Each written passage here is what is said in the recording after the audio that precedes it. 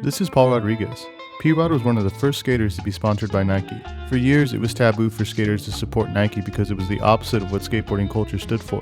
If you skated in the early 2000s, then you probably remember being shocked or maybe even downright angry when Nike SB ads started popping up in skateboard mags like Thrasher and Transworld. How did this happen? Why is this recognized as such a big cultural shift by both the sneaker world and skateboard culture? The truth is that during this era, skateboarding culture was hugely impacting sneaker sales. Skateboarding was finally reaching the mainstream after decades of being an underground, outcasted subculture. During this boom, iconic brands like DC Shoes, Etnies, Emerica, ES, and Osiris began to make a name for themselves in the industry. Nike wanted a piece of the pie and was desperately trying to secure a foothold within the lucrative skateboarding industry.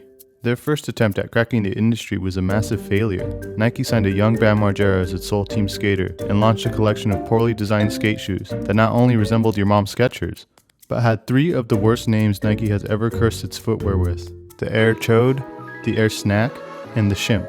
I mean, look at these. It's no wonder skaters didn't embrace Nike's first efforts. Skateboarding culture was unfortunately misunderstood by Nike. Their soulless corporate image failed to resonate with the skateboard community. After multiple attempts and a failed TV ad campaign, it was becoming clear that it wasn't going to be easy for Nike to assert its dominance in the rapidly growing skate industry. In 2001, Nike hired Sandy Bodecker as head of Nike's skateboarding division. Bodecker would prove crucial to the success of Nike SB. He understood that Nike in fact had already been part of skateboarding heritage. Turns out, a handful of skaters from the late 80s and early 90s were already skating in classic Nike silhouettes. Pro skateboarders like Lance Mountain and the Bones Brigades famously wore blazers, and everyone from Mark Gonzalez to Steve Caballero skated in Jordan 1s. The reason skaters wore Nike shoes back then was because Nike basketball sneakers were cheaper to buy than skate shoes. They were super comfortable, durable, and most importantly had great board feel, something Nike would improve on in the years to come. Nike tasked Bodecker with rebuilding their crumbling skateboard division. Bodecker's solution was to do the exact opposite of what Nike had done for so many years. Instead of adopting the usual Nike model of trying to completely own the market, Bodecker's approach was to be a grassroots operation. Nike's new skate shoe line was to avoid mass production, generic releases, and would not distribute to corporate sports stores that skaters didn't care about. But what about a solid product that skaters could get behind? What shoe would Nike be selling? This is where Sandy Bodecker's genius came to surface. He argued that there was no reason to design a new shoe because influential skaters had already worn Nikes in the past. The design was already there and the future lay in the company's history. Bodecker convinced Nike to overhaul the 80s basketball college sneaker, the Nike Dunk. First released in 1985, the Nike Dunk was designed by legendary Nike designer Peter Moore. The design closely resembled the Air Jordan 1. A lot of people don't know this, but both the Jordan 1 and the Nike Dunk were introduced the same year and designed by the same team.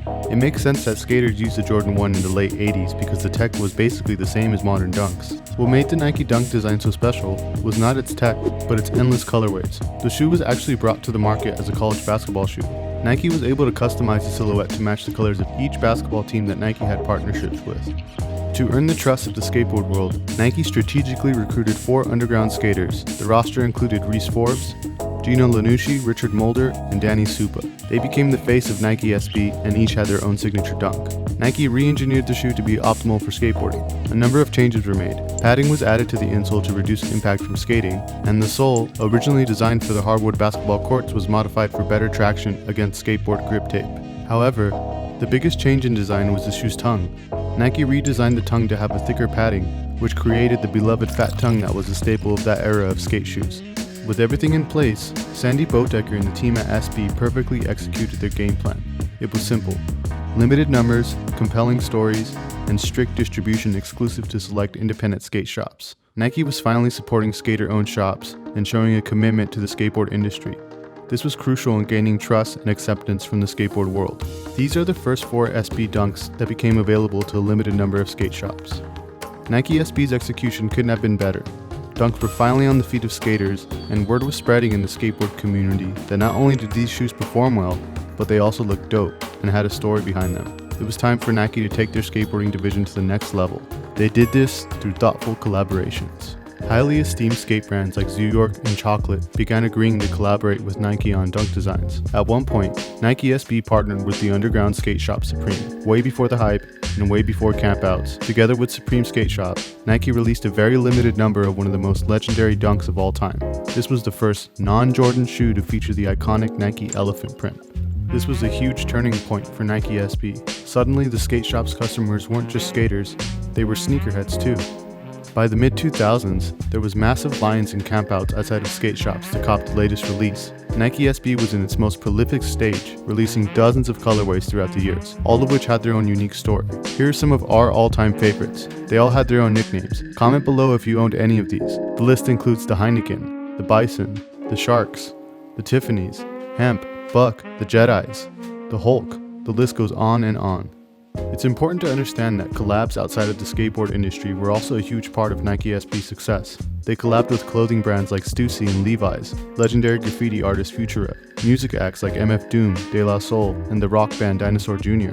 The cross-promotion that came from these collabs together with the exclusivity of each release is what made the Nike Dunk the most collectible sneaker of its era. There are some people that argue that it even birthed modern-day sneaker culture with all the crazy campouts, hype, and resellers. Now, I can't make this video without briefly talking about Jeff Staple and Nike's tribute to New York City. This shoe's release was the absolute apex of Nike skateboarding. The hype for the shoe was so massive that it sparked a full-on riot. It's one of sneaker history's craziest moments, and that's why we're going to dedicate a whole other video to this shoe. As consumers' tastes shifted, the hype began to die down. The SB Dunk was no longer held in the same regard. Nike SB had grown exponentially over the decade, signing top pro skaters like Paul Rodriguez, Stefan Janowski, and Eric Koston, each who have all had their own signature pro model and have done incredibly well. Yes, it's true that Nike SB remains cemented in skateboard culture and continues to be a major influence, but sneakerheads became disinterested. Mainstream sneaker collectors and resellers began favoring Nike models such as the Air Max, anything with Flyknit tech, Huaraches, and Jordans. Well guys, now that the hype has died down, I'm sure there's some SB Dunk collectors who are happy about this. If you've ever collected SB Dunks, then leave a comment below. If you enjoyed watching this video, don't forget to smash the like button, and please subscribe for some more dope content. We really appreciate you guys taking the time to watch our videos. It really means a lot, and we're so happy to be making this content for you guys. We'll see you guys next time.